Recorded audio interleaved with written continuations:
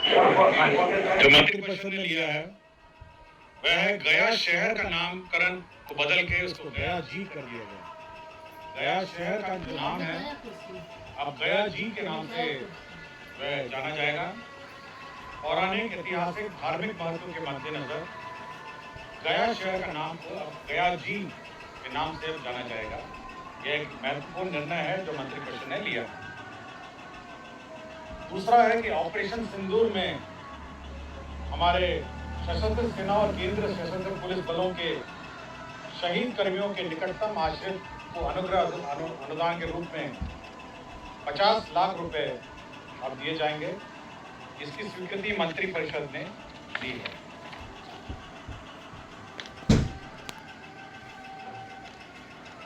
केंद्रीय वेतनमान में जो डीए इंक्रीज हुआ है उस पर मंत्रिपरिषद ने निर्णय लिया है। जो सप्तम केंद्र पुनरीक्षित वेतनमान है उसमें 1/1/2025 के प्रभाव से 53 के स्थान पर 55 होगा। फिफ्थ पे कमीशन में 455 के स्थान पर 466 होगा 1/1/2025 के प्रभाव से। और षष्ठम का 246 से बढ़ के 252 1/1/2025 के प्रभाव से होगा। स्वास्थ्य विभाग का प्रस्ताव था कि राज्य में कैंसर के रोकथाम के लिए चिकित्सा और समुचित प्रबंधन के लिए Bihar cancer care and research society स्थापित किया जाएगा। Bihar cancer care and research society के लिए अब बिहार में एक अलग से एक सोसाइटी स्थापित होगी जो कैंसर के केयर और रिसर्च पर कार्य करेगी।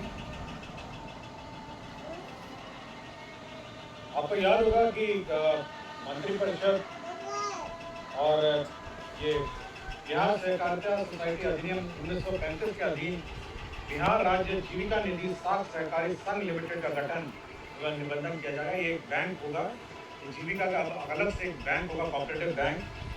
और इसमें अब जीविका की जो दीदियां हैं वो अब इस बैंक से लोन ले सकेंगी। तो ये बैंक का गठन का निर्णय मंत्रिपरिषद ने आज जीविका के लिए बिहार सहकारिता सोसाइटी अधिनियम 1935 के अधीन राज्य स्तर पर बिहार राज्य जीविका निधि साख सहकारी संघ लिमिटेड पटना का गठन और उसकी विधियां और निबंधन की। वर्ल्ड बैंक प्रोजेक्ट के अंतर्गत बिहार जल सुरक्षा एवं सिंचाई आधुनिकीकरण परियोजना, ये वर्ल्ड बैंक का एक प्रोजेक्ट है जो स्वीकृत हुआ। यह टोटल राशि जो है 4,415 करोड़ की है, 4,415। इसमें लोन कंपोनेंट वर्ल्ड बैंक से है 3,019 और जो राज्य सरकार का जो अंशदान होगा वो 1,324 करोड़ का होगा। ये वर्ल्ड बैंक प्रोजेक्ट होगा जो बिहार जल सुरक्षा एवं सिंचाई आधुनिकीकरण से संबंधित होगा। ये मल्टी डिपार्टमेंटल योजना है। इसके अंतर्गत इसमें जल संसाधन के कंपोनेंट्स हैं, ग्रामीण विकास के कंपोनेंट है और कृषि के भी इसमें कंपोनेंट है। योजना एवं विकास विभाग का एक प्रस्ताव था जिसमें जन्म एवं मृत्यु जो डेथ है, बर्थ एंड डेथ रजिस्ट्रेशन में विभिन्न प्रावधान थे, registration of birth and death. ग्रामीण क्षेत्र में अब पंचायत सचिव को अधिकृत किया गया है, यही संशोधन किया है। पहले बहुत सारे 3 लेवल पे 3 लोग अलग अलग थे, तो ग्रामीण क्षेत्र में पंचायत सचिव इसका बर्थ एंड डेथ का रजिस्ट्रेशन कर सकते हैं।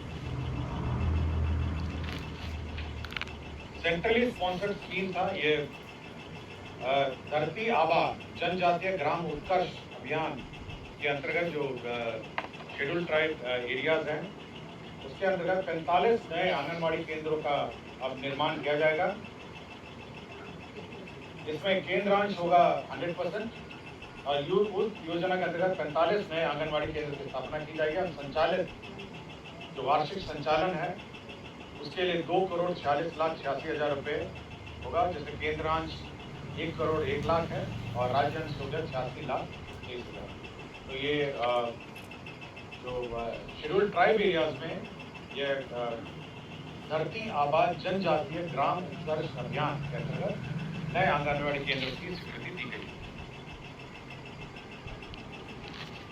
सामान्य प्रशासन का है कि राज्याधीन सेवाओं की नियुक्ति एवं शैक्षणिक संस्थाओं में नामांकन हेतु राज्य के मूल निवासी बेंचमार्क दिव्यांगजन मात्र को ही शर्तित आरक्षण अनुमान्य होगा। यह जो राज्य के बेंचमार्क दिव्यांगजन मात्र को शर्तित आरक्षण का अनुमान होगा। पंचायती राज विभाग में जो बचे हुए पंचायत सरकार भवन हैं उनकी स्वीकृति दी है। तो कुल 1069 पंचायत सरकार भवनों की स्वीकृति दी है।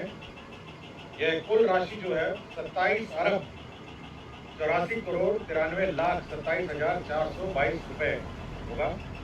और इसमें सभी जो 1069 हमारे पंचायत सरकार भवन है, इसमें सुधा का होल डे मिल्क पार्लर, सभी में मिल्क पार्लर सुधा का भी खोला जाएगा। 1069 पंचायत सरकार भवन। प्रखंड एवं अंचल कार्यालय में जो साफ सफाई है उसका जिम्मा जीविका दीदियों पर होगा। जीविका प्रोत्साहन समिति जीविका को कार्य सौंपा गया है। प्रखंड अंचल परिसर के साफ सफाई का कार्य। नगर विकास का प्रस्ताव था कि सारण जिला अंतर्गत नगर पंचायत सोनपुर पर नगर परिषद में उत्क्रमण करने के लिए अब वो नगर परिषद होगा पहले अब, और उसी के लिए अधिसूचना का जो प्रारूप है उसकी स्वीकृति दी गई। औरंगाबाद जिला अंतर्गत मदनपुर को नगर पंचायत घोषित करने के लिए यह स्वीकृति दी है। औरंगाबाद जिला अंतर्गत मदनपुर को नगर पंचायत घोषित किया गया। सोनपुर आयोजना क्षेत्र जो सोनपुर प्लानिंग एरिया है उस क्षेत्र का विकास की स्वीकृति दी है।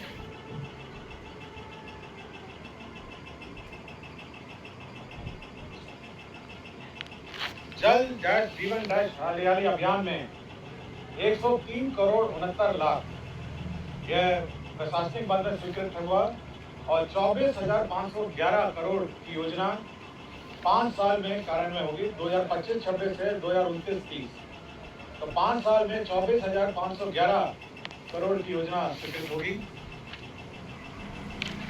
पथ निर्माण विभाग की विभिन्न पथों की स्वीकृति हुई। पथ निर्माण विभाग में पथ प्रमंडल चकिया मधुरापुर चेनेज 00 से चेनेज 12,950 यह योजना स्वीकृत हुई, जिसमें 50 करोड़ 92 लाख 85,000 रुपए स्वीकृत हुए। पथ प्रमंडल अंतर्गत बेतिया अंतर्गत छोटकी पट्टी बड़गांव से कदमा वाया बड़गांव खैर पोखरा बरवाम बेराती पथ यह स्वीकृत हुआ। यह रुपये 58 करोड़ 67 लाख 20,000 की स्वीकृति हुई। 0 माइल से कमतौल कोटी वाया विश्व विद्यापति जन्मस्थली पथ यह स्वीकृत हुआ। इसमें 66 करोड़ 67 लाख 64,000 स्वीकृत हुआ। पथ प्रमंडल ढाका अंतर्गत तेतरिया नरवारा चेने 00 से 12.10 पथ का चौड़ीकरण मजबूतीकरण कार्य स्वीकृत हुआ। यह 45.22 करोड़ रुपए की योजना है। पथ प्रमंडल शेरघाटी गया अंतर्गत अमृतसर दिल्ली कोलकाता कॉरिडोर परियोजना अंतर्गत इंडस्ट्रियल मैन्युफैक्चरिंग क्लस्टर गया की स्थापना में क्रम में पुराने जीटी रोड NS से डोबी मोड़ से चंदा ग्राम होते हुए भवन देव जंगल के पास पक्की सड़क का निर्माण की स्वीकृति दी। इसमें 142 करोड़ 80 लाख 19,000 की स्वीकृति हुई। पर्यटन मंत्रालय के स्वदेश दर्शन योजना के अंतर्गत स्कीम 2.0 के अंतर्गत बौद्ध ध्यान एवं अनुभव केंद्र बोध गया का निर्माण की स्वीकृति दी। इसमें 165 करोड़ 44 लाख 30,000 रुपए व्यय होंगे। डिपार्ट परिसर में विद्युतीकरण कार्य सहित निर्माण किया जाएगा। नए भवन 1 अरब 26 करोड़ 5 लाख 33,000 रुपए स्वीकृत किए गए। केंद्र प्रायोजित अटल नवीकरण एवं